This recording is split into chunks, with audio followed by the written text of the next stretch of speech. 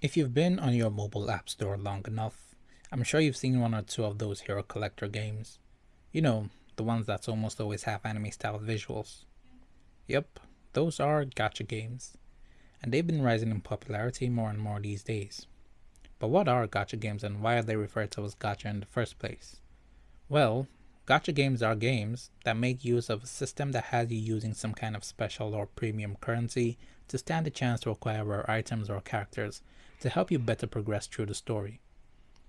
Summoning characters only makes up half of the main gameplay, as the other half mostly employs RPG elements to push that little button in your brain that makes you feel good when you see numbers go up. The name gacha originates from Japanese gacha machines, which are like vending machines that offer random prizes in exchange for money, which varies in themes and rarity. So it's easy to draw the parallels there. There's tons of gacha games out there, with new ones seemingly being released every month or two, so it's pretty hard keeping up with those types of games. But I'm sure you've heard a lot of the popular ones like Fate's Grand Order, Arc Knights, Epic 7, and Genshin Impact. These games vary greatly in gameplay, but they all share the same element of summoning. I've been following gacha games for a couple of years now, hopping between some of the big names out there, with my current obsession being Guardian Tales. And in all my time playing these games, I've come to understand the kind of direction gacha games are taking and the effect they have on the video game industry and other mediums as a whole. And this is how.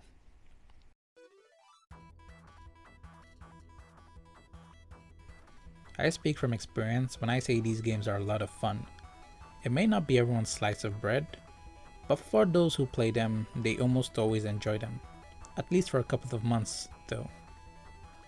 They carry out the prime objective of any video game well, to have fun. With some pretty solid gameplay that's easy to pick up, and a level of depth that has you actually strategizing on what your next move would be, which could determine if you'll win or lose, especially in later levels. You can't just randomly tap on the screen and expect victory when it comes to gacha games. You've actually got to pay attention.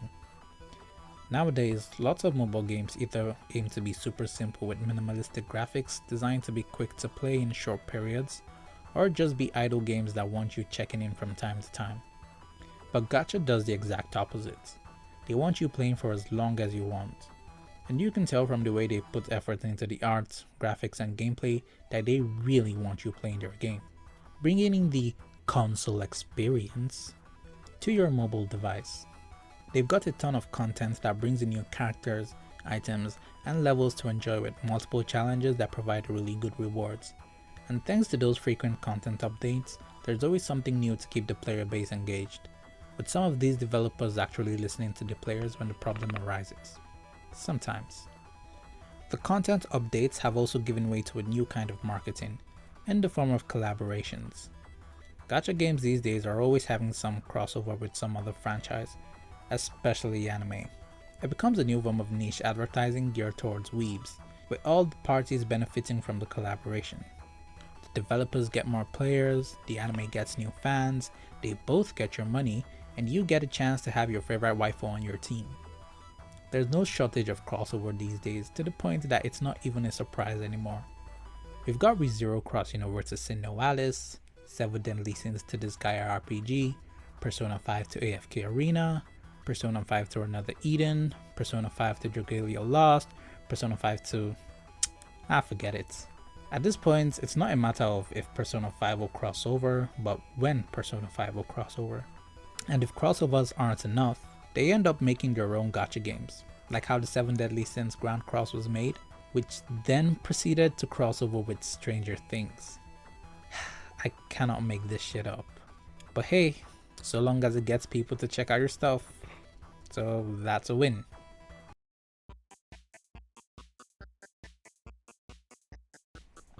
Video games, like all things, must eventually come to an end.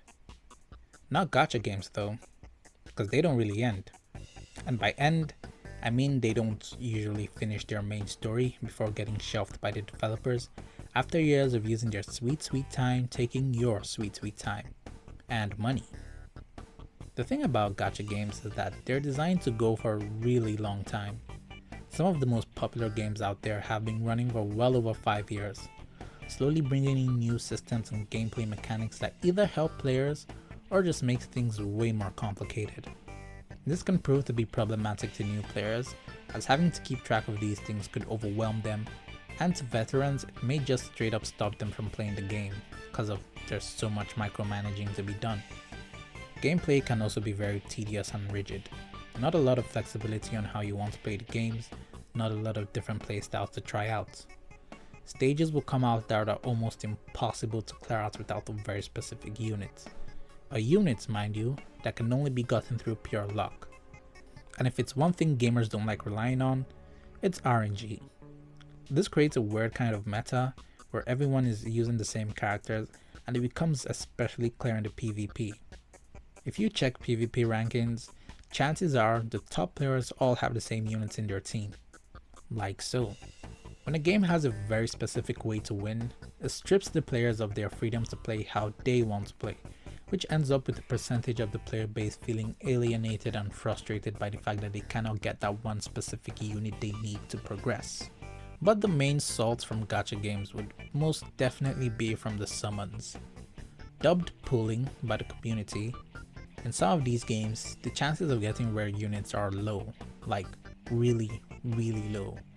It's so low that a 3% chance is considered high enough.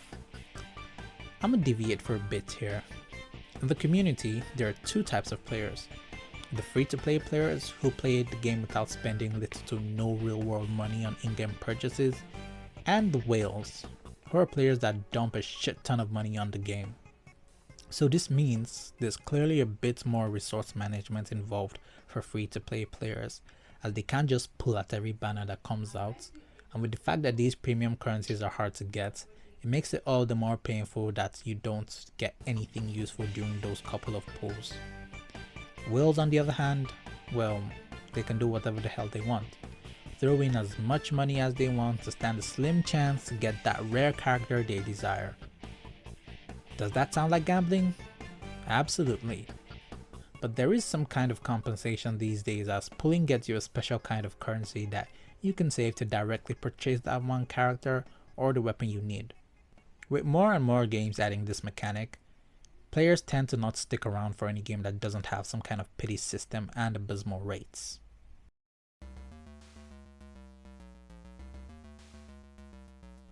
They can be incredibly grindy. In some games, grinding takes up a good chunk of the time you spend playing the game. Heck, sometimes you just log into the game to grind and nothing more because you can't really make any good progress on the main story or event because you're just a tad bit too weak. You'll spend most of your time grinding for resources to give your units pretty okay stat boosts that may or may not be worth it in the long run, and maybe finally make them viable in the metagame. The metagame, mind you, that changes drastically on a whim with each new update. It makes investing resources into units a dangerous game. What's that? Your favorite character you spent hours making OP is going to be nerfed to oblivion once the new update comes in? Sucks to be you. But hey, if you're really low on resources, you could always buy more. And in comes the microtransactions. Yep, I'm sure you saw this coming. Microtransactions. The biggest issue plaguing video games these days. And gacha games take full advantage of this in a way that's almost predatory. While other games let you use your money to buy the items, characters and cosmetics you want, gacha games let you buy the currency you need to get a slim chance to get that weapon or character you need. Yep, basically loot boxes. And they encourage this kind of practice. I'm sure you've heard stories of people who have spent thousands of dollars on gacha games and still didn't get the unit they wanted. That right there is maximum salt. It's a practice that favors the big spender and drastically forces the hand of the free-to-play players to either spend on the game or stop playing altogether. And some of these games get really greedy, which ends up killing the player base even more. A very good example of this would be the game Ninth Chronicle, which introduced costumes that had you use real-world money to get. Costumes which provided stat boosts to the characters and pretty much made the PvP completely unbalanced and unfair, stopping a lot of these free-to-play players from playing the game. It took the developers about 2 years before the problem was actually fixed, but by then, it was already too late. Sure, you don't have to spend on these games, but the games themselves make it hard for anyone who isn't spending to have fun. And when you start to perceive the game as a chore, it defeats the purpose of why you play it in the first place. And when that happens, you're better off deleting it and never looking back. Thank you so much for making it to the end of this video. If you had a ton of fun watching it, be sure to leave a like. And if you play gacha games, I'd love to hear about your experience with them, as well as what your favorite one is in the comments below. And while you're there, why not consider subscribing? It'll really mean a lot to me. This is BreadHead, signing off.